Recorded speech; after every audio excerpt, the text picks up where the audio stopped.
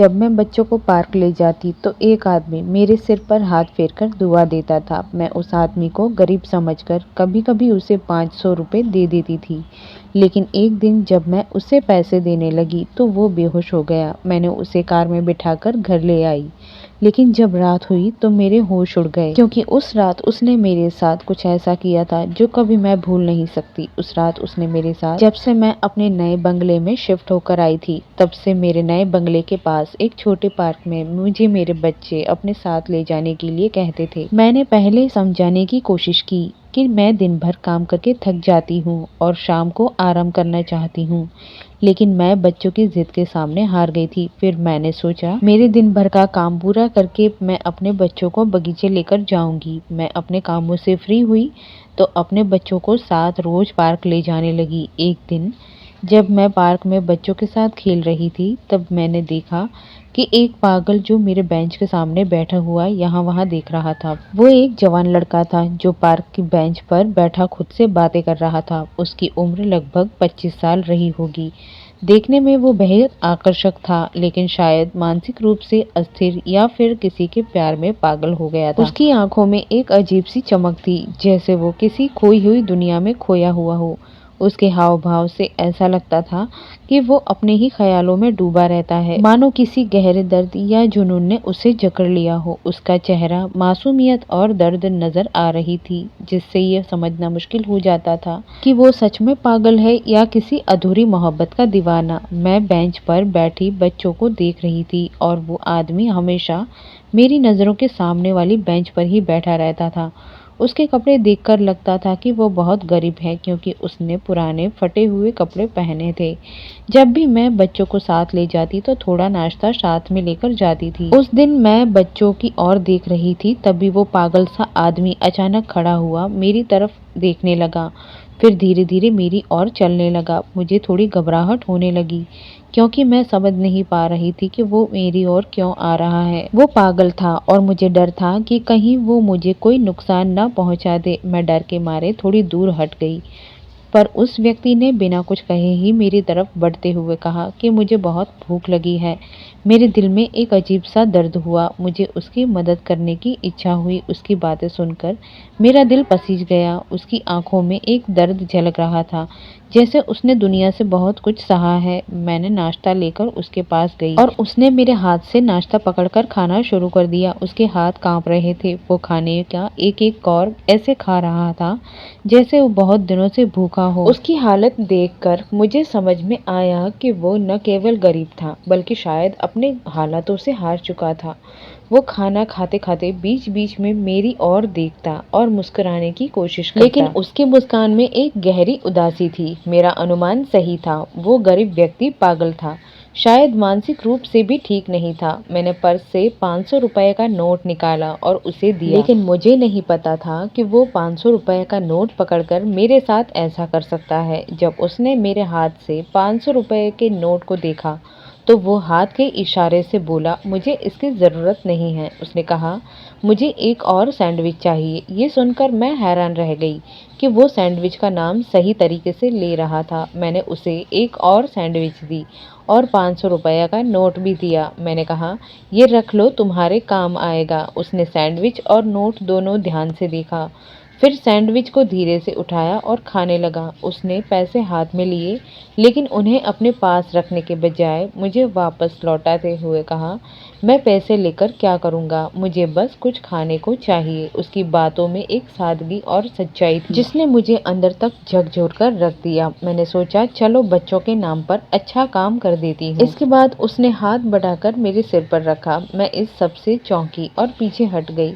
ये क्या था? उसने ऐसा क्यों किया? वो न तो मुझसे कोई बड़ा व्यक्ति था जो मेरे सिर पर हाथ रखकर मुझे आशीर्वाद देता, और न ही वो कोई नेक व्यक्ति था। फिर मैं बच्चों को लेकर घर आ गई। मेरे पति की काम की दिनचर्या ऐसी थी कि कभी वे एक देश में होते तो कभी दूसरे देश में। वे हफ्ते में सिर्फ 2-3 दिन ही घर पर रहते थे, और उन दिनों में मैं उन्हें जो पसंद था वही पकाती और उन्हें खिलाती। लेकिन धीरे धीरे मेरे लिए ये फर्क करने लगा कि मेरे पति घर पर है या नहीं।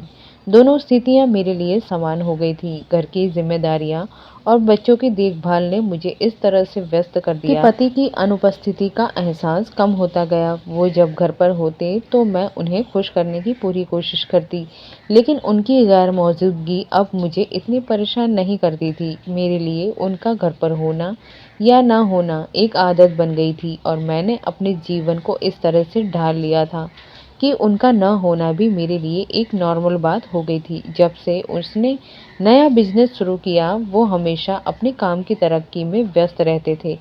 जब भी मैं उनके पास बैठती, वो फ़ोन पर किसी के साथ व्यस्त रहते थे। मेरे पति को अपने काम में इतने उलझे रहते थे कि इस वजह से मैं अकेलापन महसूस करने लगी थी। उसने मुझे एक पल का भी समय नहीं दिया था। मेरे 2 बच्चे थे जो स्कूल में जाते थे। घर में सभी कामकाज के लिए नौकर थे। पैसे की कोई कमी नहीं थी और किसी चीज़ की भी कोई कमी नहीं थी। बस एक चीज़ की कमी थी, मेरे पति की। मेरे पति के आने से पहले मैं हमेशा अच्छे से तैयार होती, सोचती कि शायद वो मेरे तरफ ध्यान देंगे और मेरा साथ समय बिताएंगे, लेकिन ऐसा कुछ नहीं हुआ। उनके जीवन में व्यापार और पैसे ही सब कुछ थे। जब भी मैं शिकायत करती, वो कहते कि जो भी वो कर रहे हैं वो मेरे और बच्चों के लिए ही है। उन्होंने कहा कि अगर वो पैसे कमाएंगे तो वो हमारे लिए उपयोगी होंगे। मैंने उनसे कहा कि माधव, बिजनेस के साथ साथ हमें भी तुम्हारी ज़रूरत है। तुम जितनी भी कमाई कर रहे हो वो हमारे लिए पर्याप्त है। लेकिन उन्होंने कभी मेरी किसी बात पर ध्यान नहीं दिया और कहा, ये सब मेरे लिए काफ़ी नहीं है, मुझे बहुत पैसे कमाने हैं। इस पर हमारे बीच झगड़े होने लगे। मैंने बार बार कहा कि मुझे उनकी ज़रूरत है, लेकिन वो सुनने को तैयार नहीं थे। उन्होंने कहा, ये जीवन है, कोई नाटक या कहानी नहीं है कि मैं तुम्हारे पीछे गुलाब का फूल लेकर घूमूं और अपना प्यार दिखाऊं। क्या तुम पागल हो? इतना कहकर वो जल्दी से अपना सिर फेर कर सो जाते। उनकी इस तरह की बातें सुनकर मेरी आंखों में आंसू आ जाते थे। मैं रात भर रोती रहती थी। सुबह जब उठती तो मैंने अपनी खुशी के लिए अपने जीवन को एक कदम उठाया जो शायद मुझे नहीं लेना चाहिए था, और ये कदम औरतों के लिए अपमान का कारण बन सकता था। मैं खुद को दोषी नहीं मानती थी। मैंने सुबह की चाय पी और फिर नाश्ता किया।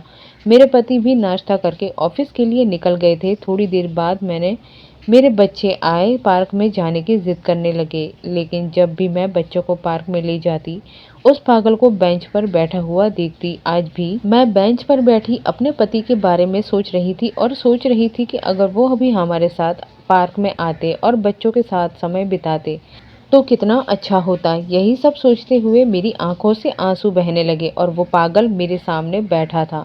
वो ध्यान से मुझे देख रहा था। मैं बार बार आंसू पोंछने की कोशिश कर रही थी और उन्हें छुपाने की कोशिश कर रही थी। मैंने चाहा कि मैं न रोऊं, लेकिन आज जैसे मेरे आंसू पर कोई काबू नहीं था। थोड़ी देर बाद वो पागल मेरे पास आया और कहने लगा कि तुम क्यों रो रही हो? क्या तुम्हारी माँ ने तुम्हें मारा है?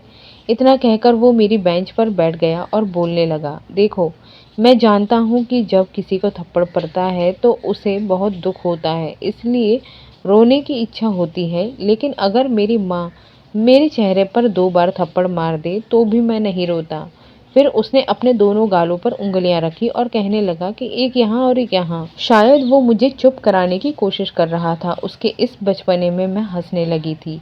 मुझे हंसते हुए देखकर वो भी हंसने लगा और कहने लगा कि हाँ, तुम हंसते हुए बहुत अच्छी लगती हो।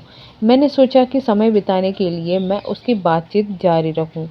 मैंने उससे पूछा, तुम्हारे माँ बाप कहाँ रहते हैं? उसने कहा कि वो उन पुराने बंगलों के पीछे बनी हुई झोंपड़ी में रहते हैं। तुम वहां जाकर पूछ सकते हो कि संजू पगला का घर कहाँ है। वे तुम्हें मेरे घर तक पहुंचा देंगे। पड़ोसी सब मुझे संजू पगला ही कहते थे। मैंने बात को आगे बढ़ाते हुए पूछा कि तुम कोई काम क्यों नहीं करते? पार्क में क्यों बैठे रहते हो? फिर उसने नाक मुंह सिकोड़कर जवाब दिया कि तुम मेरी भी माँ की तरह बात करने लगी हो। मैं बेकार नहीं हूँ, मुझे काम करना आता है। लेकिन अचानक वो बात करते करते कुछ सोचने लगा। फिर उसने आगे कहा, तुम मुझे बताओ कि मैं पैसे कमाकर क्या करूं? जीवन के 4 दिन होते हैं, उनमें से 2 दिन बीत चुके हैं। इस साल मैं 26 साल का हो जाऊंगा। उसकी बातें और सोचने का तरीका बहुत ही अलग था। मैंने उससे पूछा कि तुम्हारे घर में और कौन कौन रहता है? मेरी बात सुनकर वो गहरी सोच में पड़ गया और फिर मैंने पूछा, क्या हुआ संजू? मैंने अपना सवाल फिर से दोहराया। मैंने कहा कि तुम्हारे घर में और कौन कौन है? तुम्हारे घर में कितने भाई बहन हैं? फिर उसने गहरी सांस ली और उसकी बातें मुझे कुछ शक में डाल रही थी। वो कहने लगा कि याद करने की कोशिश कर रहा हूँ। बहुत सारे भाई हैं, लेकिन कैसे गिनूं ये भी नहीं जानता। हम लोग 6-7 बहनें हैं और 4-5 भाई हैं। जाने क्यों उसकी इस बात पर मुझे उस पर भरोसा नहीं हो रहा था। मुझे उस पर कुछ शक सा होने लगा था। मैंने बात को आगे बढ़ाते हुए उससे पूछा कि तुम्हारे परिवार में सबसे बड़ा कौन है? फिर उसने हंसते हुए कहा कि सबसे बड़ा मैं ही सबसे बड़ा हूँ, और तुम जानती हो बड़ा होना सबसे बड़ा पाप है।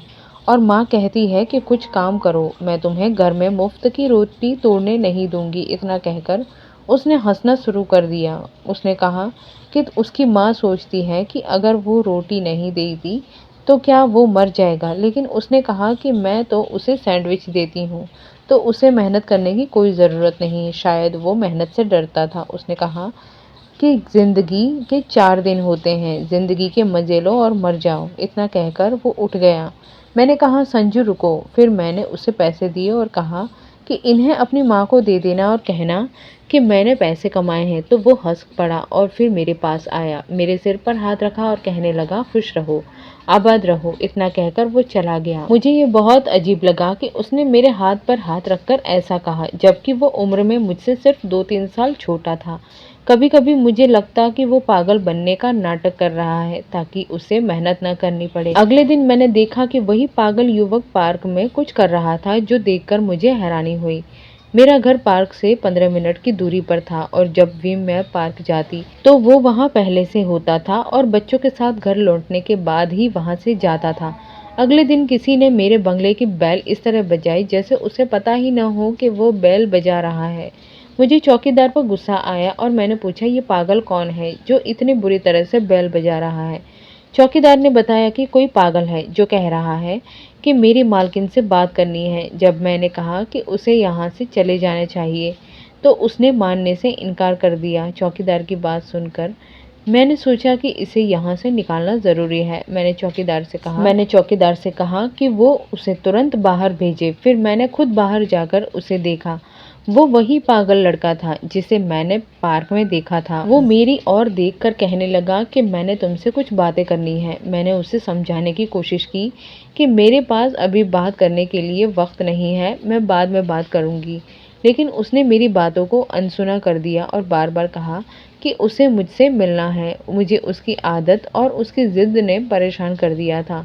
मेरे इतना कहने के बावजूद उसने घर के आसपास घूमना जारी रखा और मुझे लगा कि शायद ये आदमी बार बार मेरे घर के पास आने लगे तो ये मेरे परिवार के लिए खतरा बन सकता है। जब मैं दरवाजे पर पहुंची तो मैंने पागल को देखकर पहली बार बहुत गुस्सा आया। मैंने पूछा तुम यहाँ कैसे आए? उसने जवाब दिया मैं तुम्हारा घर जानता हूँ। मैंने कहा ये क्या बदतमीजी है, किसी के घर इस तरह की बेल बजाई जाती है क्या? उसने सुना और कुछ समय चुप रहा और फिर उसने कहा मुझे बहुत भूख लगी है, इसलिए मैंने आज तुम्हारे घर खाना खाने का सोचा। मुझे ये समझ नहीं आया कि उसे मेरे घर का पता कैसे मिला, लेकिन मुझे उससे बहुत गुस्सा आया। मैंने कहा तुम यहाँ इंतज़ार करो, मैं नौकरानी के साथ खाना भिजवा दूंगी। चौकीदार ने कहा मैम ये पागल है, अगर आप इसे एक बार खाना नहीं खिलाएंगी तो ये रोज़ रोज़ यहाँ आएगा। क्या आप चाहे तो मैं इसे यहाँ लाठी से भगा दूँ? मैंने कहा नहीं, रहने दो, मैं खाना भेज दूंगी। मैंने एक नौकरानी को उसे खाना देने भेजा। कुछ समय बाद जब नौकरानी खाना लेकर वापस आई तो मैंने पूछा क्या हुआ, पागल ने खाना खाया? उसने कहा जब मैं बाहर आई तो वो चला गया था। मुझे आश्चर्य हुआ कि वो खाना खाने आया था, फिर बिना खाए पिए क्यों चला गया था। कुछ समय बाद मेरे पति घर पर आए जो कनाडा से लौटे थे। मैंने उन्हें देखकर बिल्कुल खुशी नहीं थी क्योंकि कनाडा जाने से पहले मुझसे वो लड़ चुके थे और उन्हें मेरी परवाह नहीं थी, तो क्यों मुझे उनकी परवाह करूं।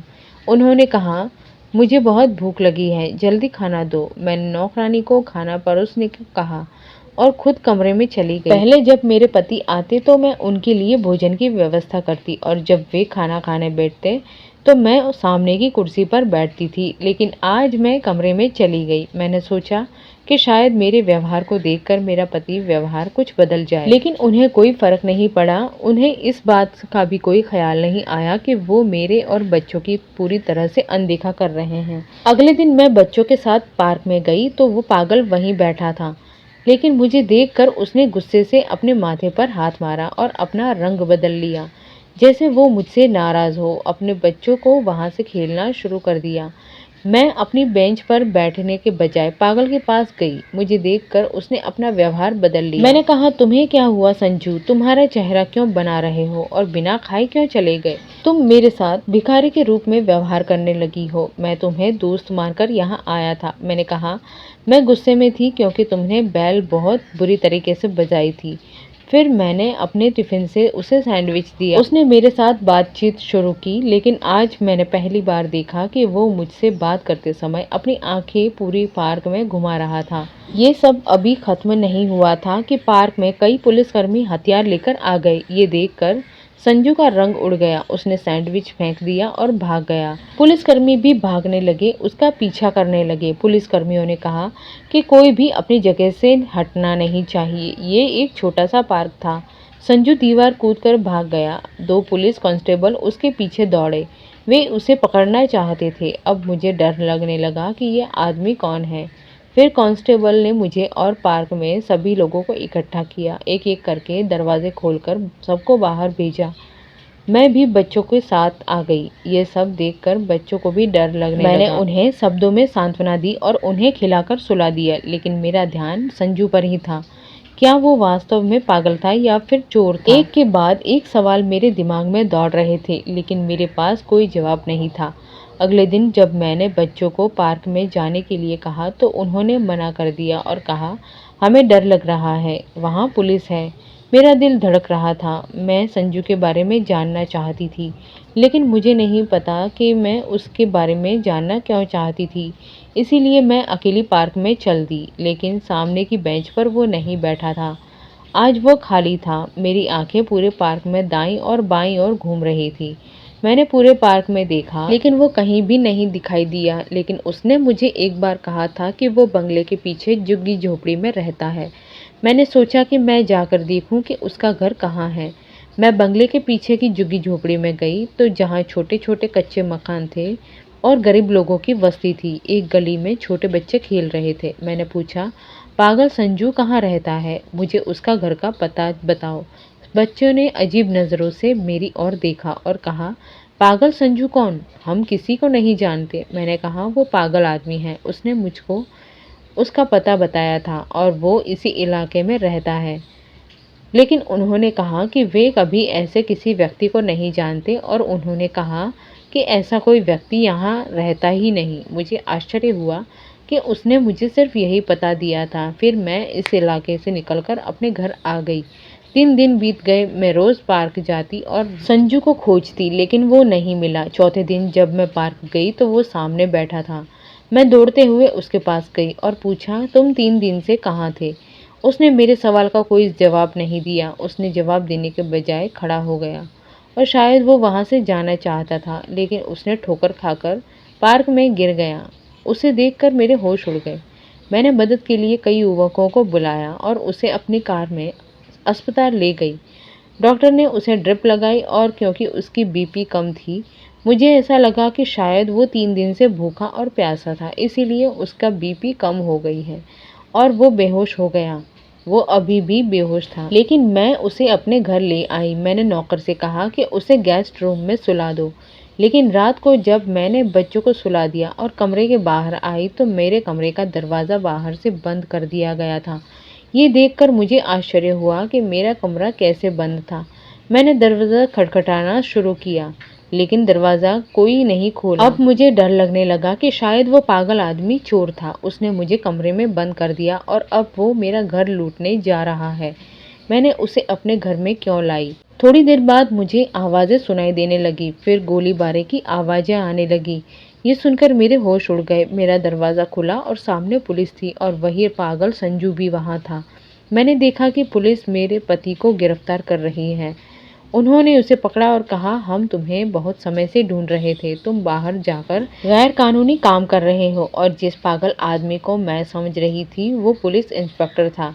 उन्होंने कहा कि उनके घर के ऊपर के स्टोर रूम में सभी सामान है जो गैर कानूनी तरीके से लाया गया है।